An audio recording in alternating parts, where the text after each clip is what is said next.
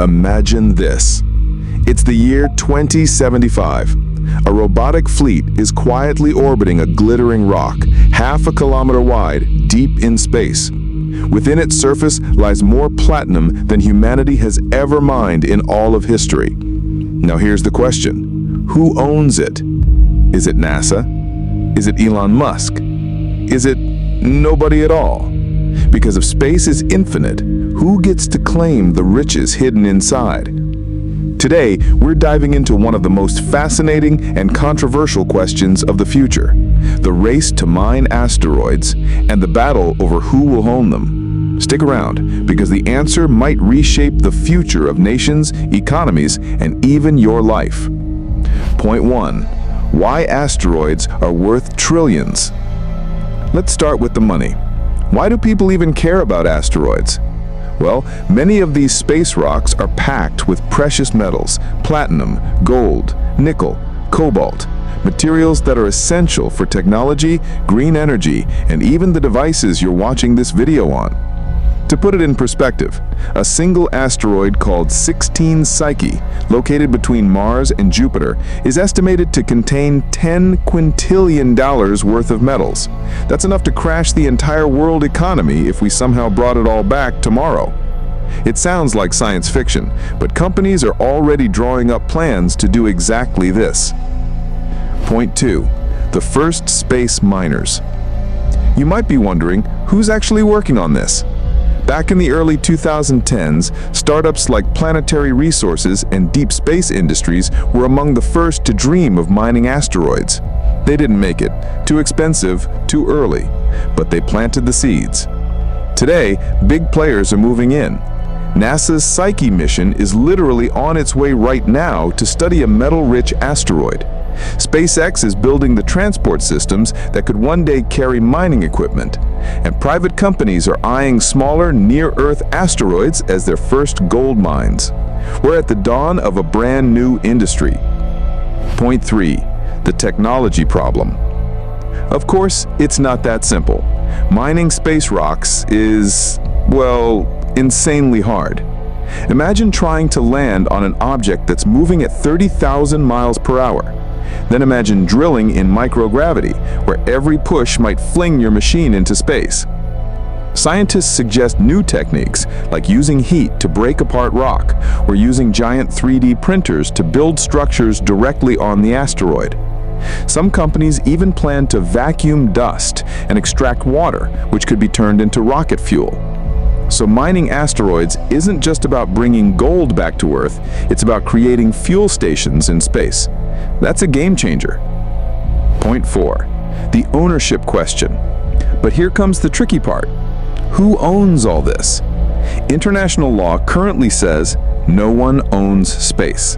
The 1967 Outer Space Treaty, signed by the US, UK, and others, basically says outer space is the province of all mankind.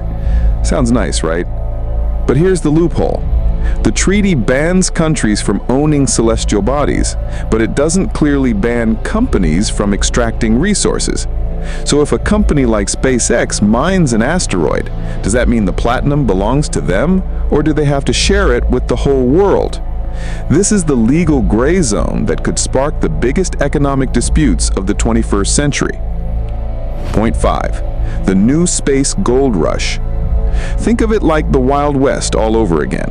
Back in the 1800s, gold rushes created millionaires, ghost towns, and brutal competition.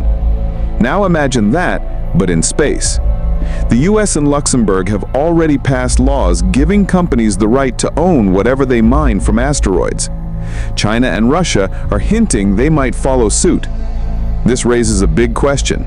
Will asteroid mining create international cooperation, or will it trigger a space gold rush where the richest countries grab everything first? Comment below. Do you think we'll see cooperation or chaos? Point 6. The geopolitical chess game. Space mining isn't just business, it's politics. If the US starts mining first, what will China say? If China sets up mining stations, how will the European Union react? Control over asteroid resources could mean control over the entire global economy. Imagine a future where countries fight not over oil fields, but over asteroid claims. Some experts fear this could lead to conflict in space. Others believe it could force humanity to work together like never before. Point 7. The jobs of the future. Here's a fun thought. What jobs will space mining create? We'll need asteroid geologists, space lawyers, orbital construction workers, and even drone operators controlling machines millions of miles away. Imagine telling your kids in 2050, don't be a doctor, be an asteroid prospector. I'd love to hear, which of these jobs would you take? Drop your answer in the comments. Point 8. What this means for you. Now you might be thinking, okay, but how does asteroid mining affect me? Well, if successful, it could make rare metals cheap, powering clean energy, advanced electronics, and even medical technology. It could also make space travel cheaper by providing in-orbit fuel. In other words, the future of asteroid mining isn't just about billionaires. It could touch every part of your life. So, who will own the asteroids? The truth is, we don't know yet. Maybe it will be corporations, maybe governments. Maybe humanity will come together and treat space as a shared treasure. What we do know is this: the race has already begun, and the decisions we make in the next couple of decades could define the future of wealth, technology, and even peace on Earth. One day, when you look up at the night sky, you won't just see stars, you'll see opportunity. So, what do you think? Should anyone be allowed to own asteroids, or should space belong to all of us? Comment below. I'd love to hear your take. And of course, don't forget to like, share, and subscribe for more deep dives into the future of humanity. Thanks for watching, and I'll see you in the next video.